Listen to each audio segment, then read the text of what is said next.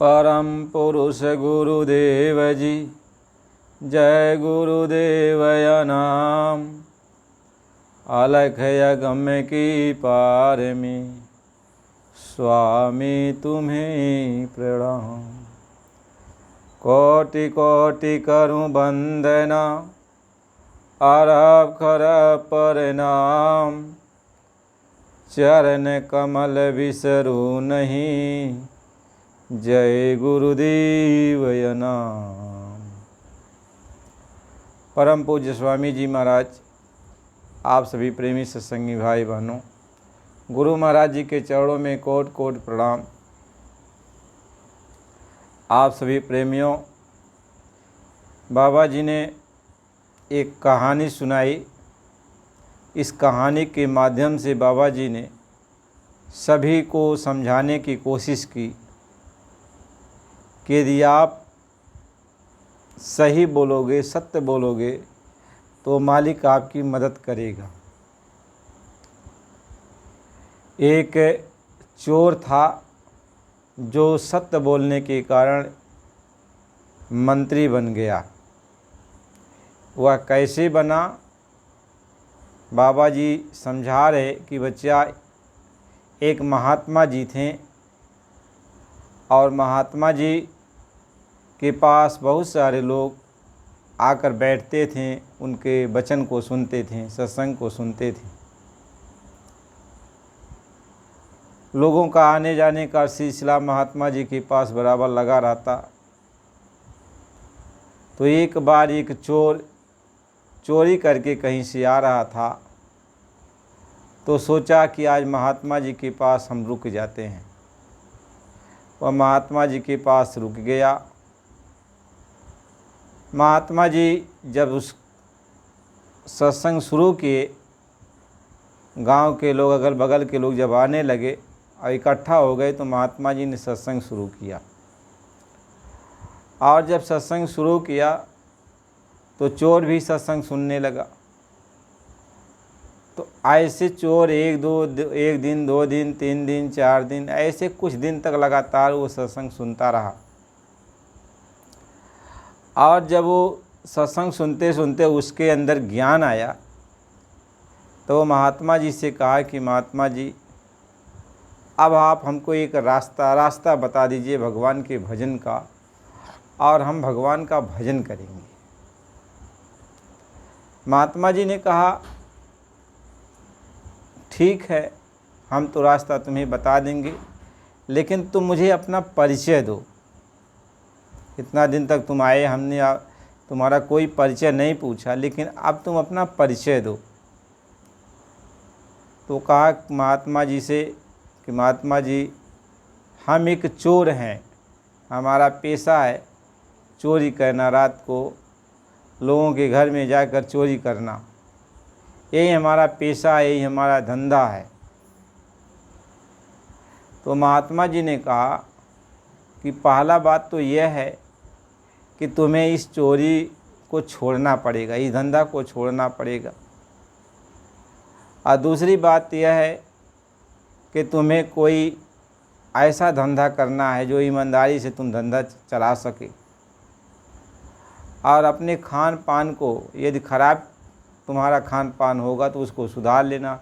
तुमको शाकाहारी सदाचारी जीवन व्यतीत करना होगा, शाकाहारी रहना होगा, मांस मछली अंडा शराब का सेवन नहीं करना है।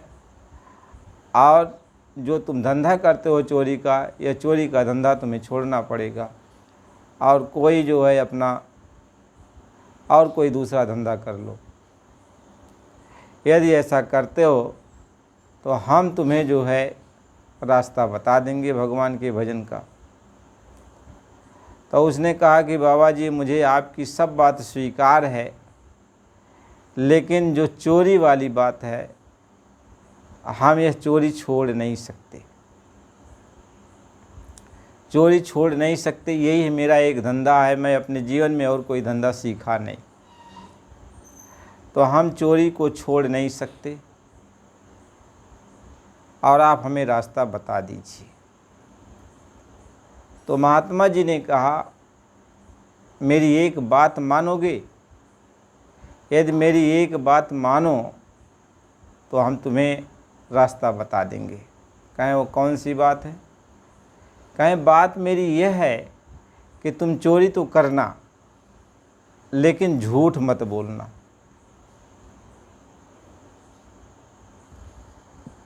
चोरी करने के लिए हम तुम कह रहे हो तो तुम चोरी करना लेकिन झूठ मत बोलना। या तुम्हें यदि मंजूर है तो हम तुम्हें रास्ता बता देंगे भगवान के भजन का। तो वह चोर ने कहा हमें मंजूर है, हमें मंजूर है। अब महात्मा जी ने उस चोर को जो है रास्ता बता दिया भगवान के भजन का, भगवान के भजन का रास्ता बता दिया। और वह चोर जो है भगवान के भजन का रास्ता ले कर के अब अपने घर पे आया और भजन करने लगा। तो जब उसको खर्चे की ज़रूरत पड़ी परिवार में तो सोचने लगा चलो आज चोरी करेंगे।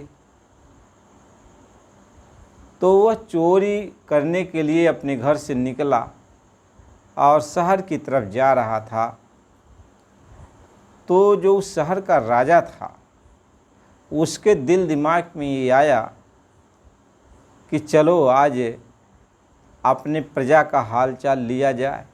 तो वो भेष बदल लिया, राजा भेष बदल करके गरीब आदमी का कपड़ा पहनकर वो जो है बाहर निकला, दरबार से बाहर निकला। तो उसके तो नौकर चाकर जो भी थे वो तो जानते थे राजा जा रहा है, लेकिन जब बाहर निकला तो एकदम साधारण वेशभूषा में राजा था और वह भी घूम रहा था। तो ये चोर राजा से मिला। दोनों एक दूसरे से मिले। तो राजा ने चोर से पूछा तुम कौन हो और इस समय तुम क्या कर रहे हो, क्यों टहल रहे हो? तो चोर ने कहा मैं तो चोर हूँ और मैं निकला हूँ चोरी करने के लिए। तो चोर ने पूछा आप बताओ आप कौन हो? तो राजा ने अपना जो है जो कहना था उसको बदल दिया। राजा ने सोचा सही बात अब इसको बताएंगे नहीं। राजा ने कहा कि देखो मैं भी चोर हूँ लेकिन आज पहली बार चोरी करने के लिए निकला हूँ, मुझे कुछ पता नहीं है किधर चोरी करूँ। तो चोर ने कहा तो मेरे साथ चलोगे? क्योंकि अब चोर के रास्ते में यदि कोई टोका टोकी हो जाती है तो चोर उसको भी अपने साथ में ले लेता है। तो राजा ने कहा कि हम भी चोर और तुम भी चोर, तो चलो हम तुम्हारे साथ हो जाते हैं। तो चोर ने कहा कि राजा जो चोर बना हुआ था, कहा कि ये बताओ चोरी कहाँ किया जाए? तो राजा रूपी चोर ने कहा कि देखो चलो आज राजमहल में चोरी किया जाए। कहें राजमहल में तो बड़े पहरेदार होंगे, तो कैसे चोरी किया जाए राजमहल में? कहा कि हमको राजमहल में जाने का रास्ता मालूम है, कोई नहीं जान पाएगा और हम राजमहल में पहुंच जाएंगे, जहाँ तिजोरी है वहाँ तक चले जाएंगे। तो कहा तब तो ठीक है। तो राजा और वो चोर ये दोनों जो है चले गए पीछे के रास्ते से। राजा को मालूम था जो गुप्त मार्ग था, उसी मार्ग से चोर को ले करके राजमहल के अंदर वो दाखिल हो गए। और जहाँ उनका खजाना रखा हुआ था, बक्सा तिजोरी, वहाँ राजा पहुँच गए। तो राजा ने कहा कि देख भाई, यहाँ तक तो मैं तुमको ले आया, लेकिन हमको ये नहीं मालूम है कि ये ताला कैसे टूटेगा, ये तो मेरे बस का नहीं है। तो उस चोर ने कहा मैं जानता हूँ कोई भी ताला कैसा भी हो मैं उसको तोड़ सकता हूँ, खोल सकता हूँ। अब चोर ने अपनी जुगती लगाई और थोड़ी समय में वो जो ताला लगा हुआ था ताला को तोड़ दिया, ताला खुल गया। अब जब बक्सा खोला गया, तिजोरी खोली गई, तो उसमें 3 लाल रखा हुआ था। तो लाल की कीमत तो बहुत बेशकीमती होता है, तो 3 लाल। तो उसने कहा कि देखो ये 3 लाल है। चोर ने तीनों लाल को निकाला और एक को राजा को दे दिया। कहा भाई देख, तू मेरे साथ यहाँ तक आया चोरी करने के लिए, तो हम बराबर का हिस्सेदार हैं, तो 1 लाल तू ले ले। राजा को दे दिया और 1 लाल अपने ले लिया। चोर ने 1 लाल अपने ले लिया और 1 लाल जो बचा, तो चोर ने कहा इसको तोड़ा तो नहीं जा सकता है, तो इसको तिजोरी में ही रख दिया जाए। तो तिजोरी में रख दिया गया। अब इसके बाद जो है दोनों राजमहल से बाहर आए तो राजा रूपी चोर ने कहा कि अच्छा ये बताओ आप कहाँ जा रहे हो। कहा अपने घर अब जा रहे हैं। तो अपने घर का पता बता दो। तो पता बता दिया चोर ने। कहा कि दोबारा जब हम चोरी करने के लिए चलेंगे तो आपका साथ हो जाएगा। तो चोर ने अपने घर का पता बता दिया, लेकिन जल्दबाजी में चोर ने राजा से पता नहीं पूछा कि आपका घर कहाँ है। चोर तो चला गया। अब जब सवेरा जब हुआ तो राजमहल में हल्ला मच गया कि राजमहल में चोरी हो गई, तिजोरी तोड़ दिया गया।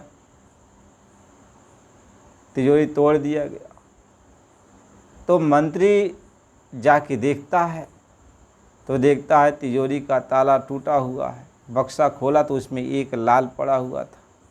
1 लाल को मंत्री ने उठाया और अपनी जेब में रख लिया।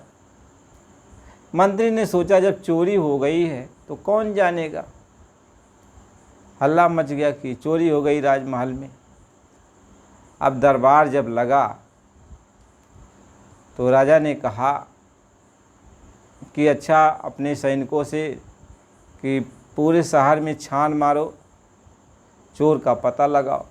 तो सैनिकों ने बहुत पूरे जो है शहर में खोजाबीन किया, लेकिन कहीं चोर का पता नहीं चला। तब राजा ने कहा एक चोर का पता मैं बताता हूँ, उसके पास जाओ, उसको पकड़ के ले आओ। तो राजा ने उस चोर का पता दिया। तो जब सैनिक लोग उस चोर के घर पहुँचे तो उसका नाम जब बुलाया तो वह बाहर निकला घर से। तो कहा कि तुम कौन हो? कहा मैं चोर हूँ। उसको महात्मा की बात याद आई कि झूठ कभी मत बोलना। तो जब राजा ने कहा कि तुम कौन हो, वो सैनिकों ने, तो उसने कहा कि मैं चोर हूँ। तो कहा कि राजमहल में चोरी हो गई, तुम जानते हो? कहा हाँ, राजमहल में चोरी मैंने ही किया है। तब सैनिकों ने पकड़ करके जो है राजा उस चोर को पकड़ के राजा के पास राजमहल में लेके गए। दरबार लगा हुआ था। अब राजा ने शक्ति से पूछा, थोड़ा टाइट हो करके, कि ये बताओ तुम कौन हो? कहा मैं चोर हूँ। कहा कि राजमहल में चोरी किसने किया है? तो उसने कहा मैंने किया है चोरी। तो मैंने किया है चोरी। तो तुम अकेले? कहा नहीं, मैं अकेले चोरी नहीं किया था, मेरे साथ एक और चोर था।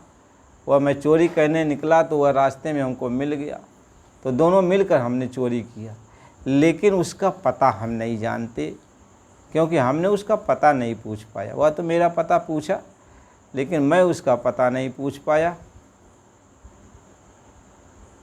तो कहा राजा ने, अच्छा वो उसमें जब तुमने चोरी किया तो उस तिजोरी में क्या था? कहा उसमें 3 लाल था। कहा 1 लाल तो मैं उस चोर को दे दिया, दूसरा लाल तो मैं ले लिया, और तीसरा जो लाल था उसको तोड़ा नहीं जा सकता था, तो उसको हमने सोचा कि उसको उसी में रखा जाए, तो हमने तिजोरी में रख दिया तीसरे लाल को।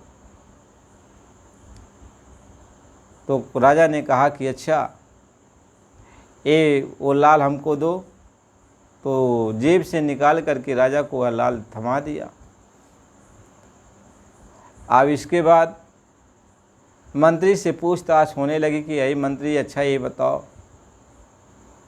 उसमें जो लाल था वो कहाँ गया। राजा ने जो है अपनी जेब से एक लाल निकाला, कहा कि ये लाल मेरे पास है, यानी दूसरा चोर मैं हूँ। तो 2 लाल की तो बरामद हो गई।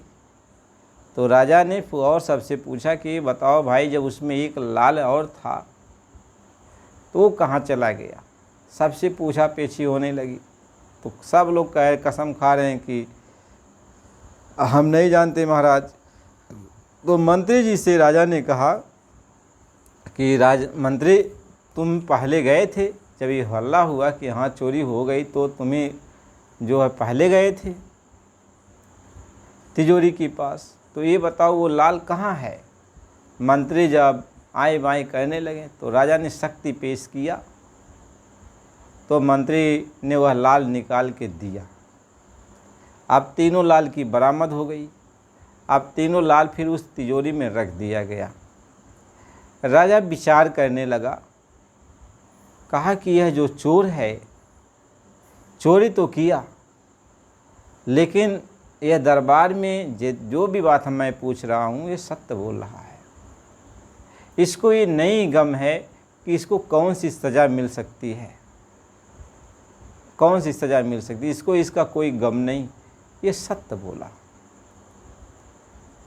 और जरा सा भी हिचका नहीं, और लाल जैसे मैंने मांगा तो लाल भी निकाल के दे दिया।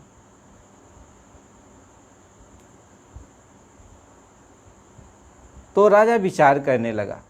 राजा सोचने लगा, इतना बड़ा सत्यवादी यदि हमारा मंत्री बन जाता तो हमारा राजकाज बहुत सुचारू रूप से चलता। उसने तुरंत मंत्री से कहा कि मंत्री, आज से तुम्हारा इस्तीफा है, तुम जाओ अपने घर। और उस चोर को मंत्री की जगह पर मंत्री बना दिया, मंत्री बना दिया। महात्मा इस बात को समझाते हैं, गुरु महाराज इस बात को समझाते हैं कि महात्मा की वचन जो कह देते हैं, वचन उनके पीछे पीछे लग जाता है। इसलिए जब महापुरुष किसी को कोई वचन कहते हैं, कुछ कहते हैं करने के लिए, कुछ वचन उससे लेते हैं, तो उसमें बहुत बड़ा महापुरुष की दया छिपी रहती है। एक ही वचन महात्मा ने उस चोर से लिया कि तुम चोरी तो करना लेकिन सत्य बोलना। उस सत्य बोलने के कारण उसका चोरी भी छूट गया और वह मंत्री बन गया और हर तरह से सुख सुविधा में वो रहने लगा। तो गुरु महाराज ये समझाते कि एक चोर जब मंत्री बन सकता है गुरु के वचन को मान करके बच्चा, तो यदि महापुरुष के वचन तुम सब मान लो, उनके वचन को मान लो, तो तुम्हारा यहाँ भी बन जाएगा, यह लोक भी बन जाएगा और परलोक भी बन जाएगा। दोनों तरफ से तुम्हारा जो है भला हो जाएगा। महात्मा इस बात को समझाते हैं। गुरु महाराज जी की बड़ी कृपा, बड़ी दया सभी प्रेमियों के ऊपर है। सबको गुरु महाराज जी ने कुछ न कुछ आदेश दिया, कुछ न कुछ कोई बात कहा। यदि लोग गुरु के वचन को मान लेते तो सतयुग तो अपने आप ही आ जाता। सतयुग का मतलब क्या है कि सब जोगी विज्ञानी और कई हैधान तरह सतयुग में सभी सत्यवादी रहते और भगवान का ध्यान करते, भगवान के पास आते जाते, तो केवल सत्य, उनके अंदर सत्य प्रकट हो जाता। यदि कोई सदा सत्य बोलने लगता है, यदि कोई सदा सत्य बोलता है, तो उसको वाक्य सिद्धि प्राप्त हो जाती है और वो जो कहता है वो होने लगता है। इसलिए महापुरुष कबीर साहब ने कहा कि सांच बराबर तप नहीं, झूठ बराबर पाप, और जाके हृदय साच है ताके हृदय आप। यानी सत्य के बराबर कोई तपस्या नहीं है और झूठ के बराबर कोई पाप नहीं है। यदि आप सत्य बोलोगे तो भगवान आपके साथ है। तो भगवान को अपने साथ यदि आप रखना चाहते हो तो सत्य बोलो, क्योंकि वो मालिक सत्य है। और जब तुम सत्य बोलना शुरू करोगे तो वह मालिक आपके पास आ जाएगा, मालिक आपके पास आ जाएगा। इसलिए प्रेमी भाई बहनों, आप सब सत्संग वचन सुन रहे हो, नए प्रेमी आप हो तो चैनल को लाइक और सब्सक्राइब कर दीजिए। पुराने हमारे गुरु भाई बहन और सभी प्रेमी हैं तो चैनल को अपना लाइक सब्सक्राइब कर दीजिए और सत्संग बराबर सुनते रहिए। अगला सत्संग आपको अगली वीडियो में मिलेगा। जय गुरुदेव।